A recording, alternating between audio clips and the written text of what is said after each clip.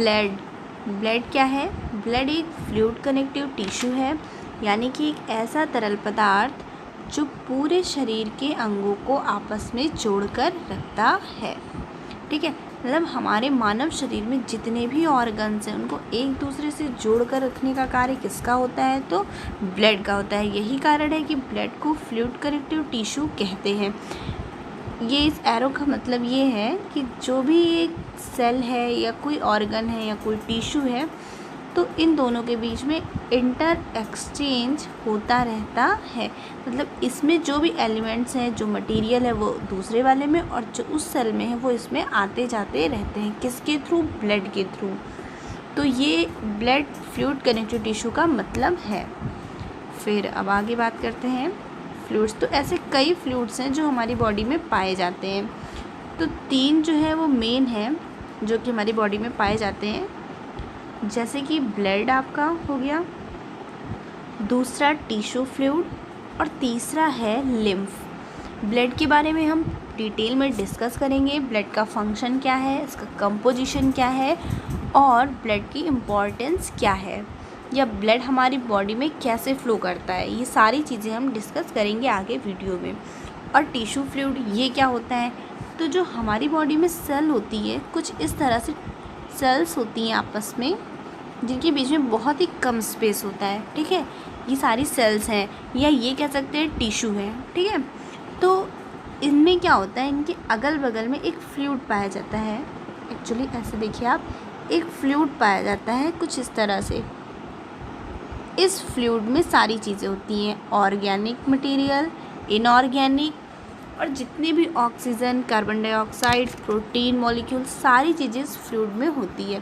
तो क्या होता क्या है कि इस फ्लूइड का मेन फंक्शन यही होता है कि सेल को जितनी भी चीज़ें चाहिए होती है वो अपनी इनर वॉल, ये जो सेल वॉल तो एक्चुअली होता ही नहीं है, सेल मेम्ब्रेन होता है। सेल वॉल किस में पाया जाता है? प्लांट्स में।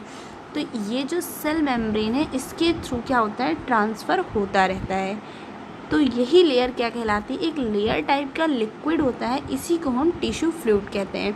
और फिर बात आती है लिम्फ की। तो लिम्फ क्या होता है? लिम्फ वेसल्स में कंटेन रहता है, या उसमें उसके थ्रू ये पूरी बॉडी में आता जाता रहता है।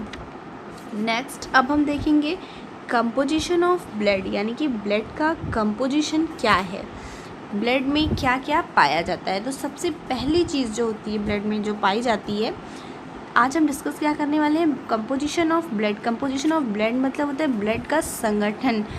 संगठन यानी कि किन किन चीज़ों से मिलकर ब्लड बना है। तो देखते हैं। सबसे पहली चीज़ है कि 45% कुछ लिखा हुआ है यहाँ पर, 45%। दैट मीन्स ब्लड कार्बोफॉर्म एलिमेंट्स लिखा हुआ है। इसका मतलब ये है कि जो ब्लड में कार्पसल्स पाए जाते हैं, कॉर्पसल्स पाए जाते हैं, ये 45% पाए जाते हैं। ओके, और ब्लड में एक चीज़ और पाई जाती है, दैट इज़ प्लाज्मा। प्लाज्मा ये कितना होता है? 55%। तो ब्लड में 2 चीज़ें हो गई, एक हो गया आपका ये कार्पसल्स 45%, और दूसरा हो गया प्लाज्मा 55%। तो यही आपको यही बता रहा है दैट ब्लड का कंपोजिशन 2 मेन चीज़ें पाई जाती हैं उसमें ब्लड में। फिर अब हम आगे बात करते हैं। तो जो कार्पसल्स हैं वो 3 तरह की होती हैं, red blood cells, white blood cells और प्लेटलेट्स। इसे हम कार्पसल्स इसलिए कहते हैं क्योंकि ये पूरी तरह से सेल्स नहीं होती हैं, बल्कि छोटी छोटी कणिकाओं के रूप में होती हैं, और इनमें न्यूक्लियस भी नहीं पाया जाता है। सोचिए अगर हमारे ब्लड में न्यूक्लियस पाया जाता तो क्या होता? न्यूक्लियस में डीएनए पाया जाता, और जब कोई मच्छर काटता हमें तो हमारे ब्लड के थ्रू हमारा जो डीएनए है वो एक्सचेंज हो जाता। तो उस सारी चीज़ों से बच सकते हैं हम। कैसे? क्योंकि हमारी सेल में न्यूक्लियस नहीं पाया जाता है। इसी आरबीसी को हम एरिथ्रोसाइट्स कहते हैं, डब्ल्यूबीसी यानी कि वाइट ब्लड सेल्स को ल्यूकोसाइट्स कहते हैं, और प्लेटलेट्स को थ्रोम्बोसाइट्स कहते हैं। ये इसका दूसरा नाम कह सकते हैं, एक तरह से है। ओके, तो अब हम बात करेंगे प्लाज्मा की।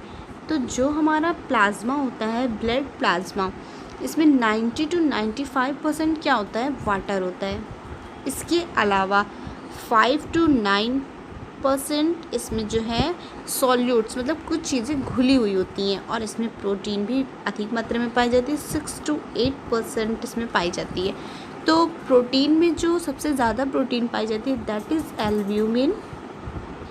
ठीक है, तो ये आपको याद रखना पड़ेगा दैट प्लाज्मा का कंपोजिशन क्या है।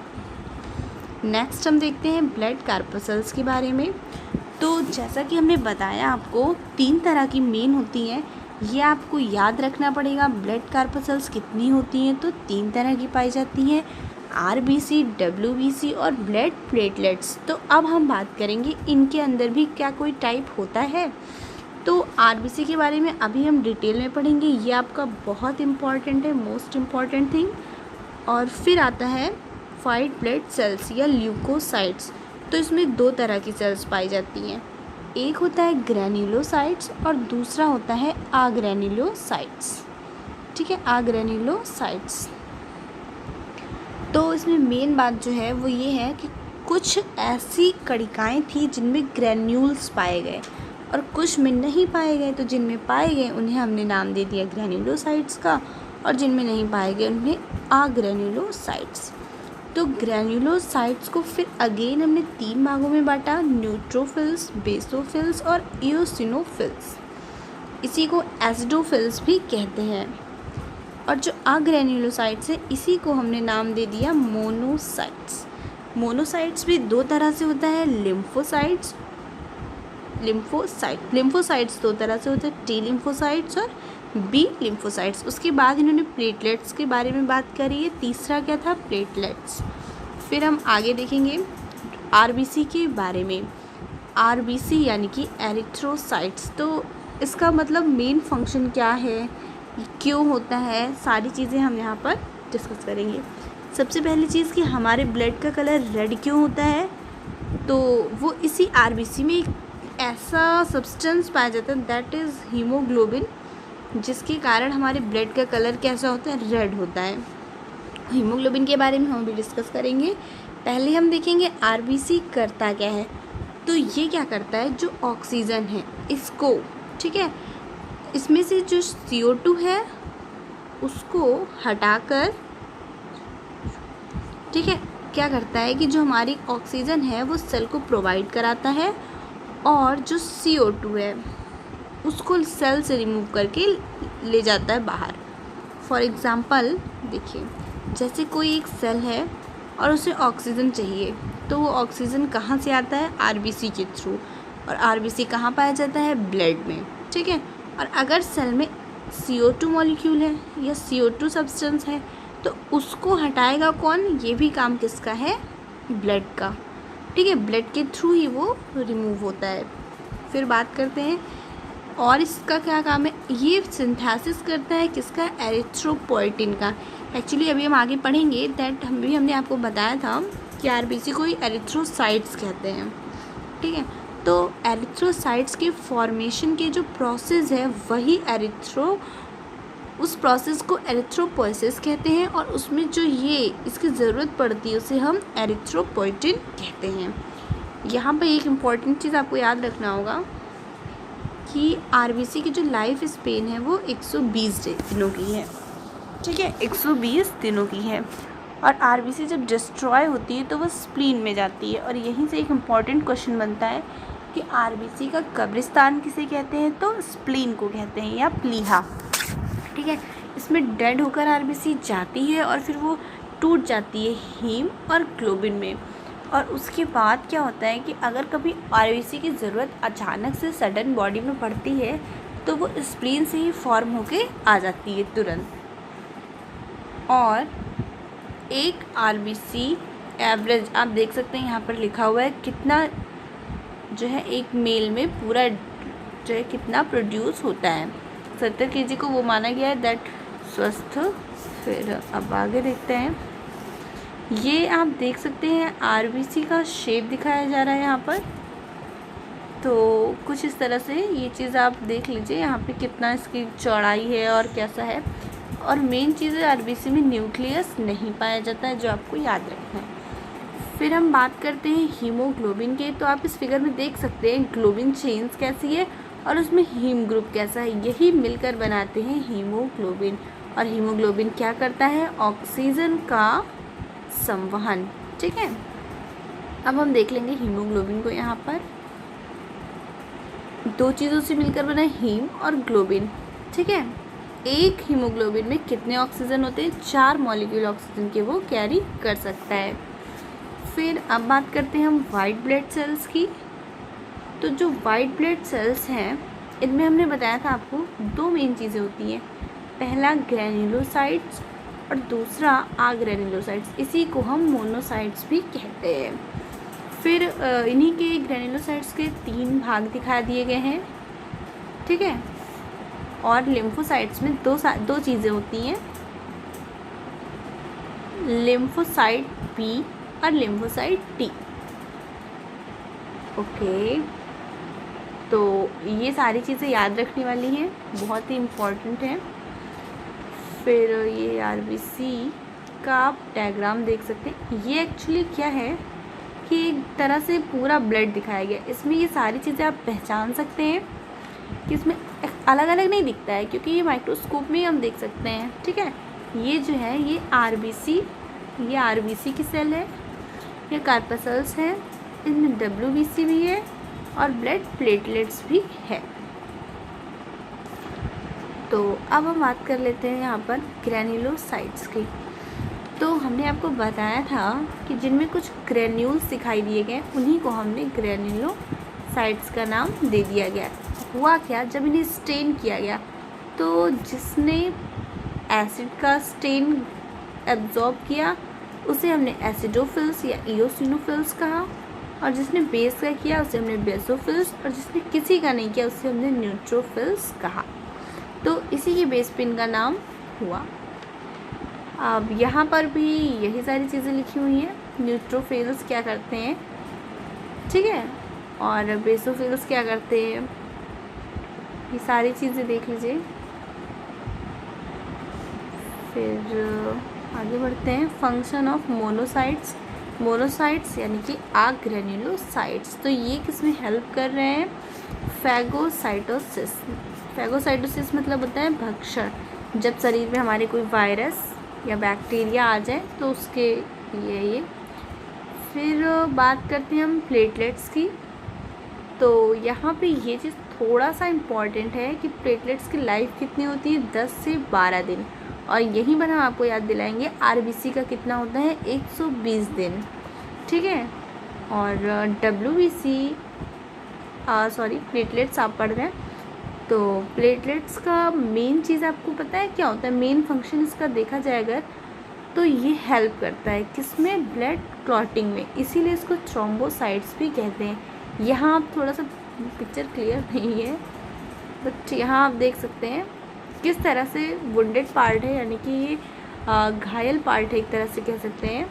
तो इसमें से ब्लड निकल रहा है, बट आफ्टर फ्यू सेकेंड्स कह सकते हैं या फ्यू मिनट्स कह सकते हैं, ये सारी डैमेज को रिकवर करने का काम किसका है, ब्लड प्लेटलेट्स का। तो आगे बढ़ते हैं। फिर हाँ, ये चीज़ आपको थोड़ा सा याद रखना पड़ेगा, एरिथ्रोपोएसिस मतलब आरबीसी का फॉर्मेशन, ल्यूकोपोएसिस यानी कि डब्ल्यूबीसी, या ल्यूको ने क्या और बोलते हैं, ल्यूकोसाइट्स, और इसको एरिथ्रोसाइट्स। फिर यहाँ पे ग्रैन्युलोपोएसिस यानी ग्रैन्युलोसाइट्स, और लिम्फोपोएसिस यानी कि लिम्फोसाइट्स, और मेगा कैरियोसाइट्स यानी कि प्लेटलेट्स। ये सारी चीज़ें हो गई जो कि याद करने वाली हैं। फिर फंक्शन ऑफ ब्लड, अब हम सारे फंक्शन इसके समझ सकते हैं बहुत ही अच्छे से। सबसे पहली चीज़, transport of oxygen and carbon dioxide. क्या करता है ब्लड हमारी बॉडी से, जिसे हम लोग कहते हैं प्योर ब्लड, इम्प्योर ब्लड। हमारे शरीर में ऐसा कुछ भी नहीं है कि खून जो होता है वो नीला होता है या हरा होता है, ऐसा कुछ भी नहीं है। सारे ब्लड होते हैं, चाहे वो प्योर हो या इम्प्योर हो। क्योंकि अगर ऐसा होता तो कभी कभी कटने पर हरा खून निकलता है, लेकिन ऐसा कुछ नहीं होता है। लेकिन वो केवल आइडेंटिफाई करने के लिए हम बुक में शो किया जाता है दैट ब्लू एंड रेड। तो ब्लड में क्या होता है, ऑक्सीजनेटेड ब्लड को हम प्योर ब्लड कहते हैं, और जिसमें कार्बन होता है, कार्बन डाइऑक्साइड होता है, उसे हम इम्प्योर ब्लड कहते हैं। तो transport of oxygen and carbon dioxide, तो ऑक्सीजन को क्या करता है, ये जो ब्लड है वो ऑक्सीजन की सप्लाई सेल तक करता है, और सेल से एक्स्ट्रा मटेरियल या यूँ वेस्ट मटेरियल या कार्बन डाइऑक्साइड को वो बाहर ले जाता है। इसके अलावा क्या करता है, तो इसके अलावा ये ट्रांसपोर्ट करता है हार्मोन्स का, न्यूट्रिएंट्स का, मेटाबॉलिक वेस्ट का। यहीं पर हम आपको बता दें, जो हार्मोन्स होते हैं ये किसी भी ट्यूब्स में या नलिकाओं में नहीं बहते हैं या वेसल्स में नहीं। ये क्या होता है, ब्लड के साथ जिस भी टारगेट सेल को हार्मोन की ज़रूरत होती है वो ब्लड के थ्रू पहुंच जाता है उसके पास। फिर इसके अलावा ये क्या करते हैं, excretion of metabolic waste to the kidney, lungs and skin. हमारी बॉडी का जो भी वेस्ट एक्सक्रीटरी ऑर्गन है वो यही सारे हैं। तो इन सारी चीज़ों की हेल्प का, इन सारी जो फंक्शन हो रहे हैं, जो प्रोसेस हो रही है, इन सब में हेल्प कौन करता है, तो blood. Regulation of body temperature by distribution of body heat. शरीर में जो हमारी ह्यूमन बॉडी है उसमें एक टेम्परेचर को पूरी बॉडी में एक समान पहुंचाता है, और हमारी बॉडी का जो टेम्परेचर है वो मेंटेन करने का काम किसका होता है, तो ब्लड का होता है। फिर इन्होंने कहा डिफेंस अगेंस्ट इन्फेक्शंस। तो जो WBC है उसका मेन काम यही है। क्या है मेन काम, ये इम्यूनी सिस्टम से रिलेटेड होता है, इम्यूनी सिस्टम को मजबूत रखता है, और ये फैगोसाइटोसिस का भी काम करते हैं।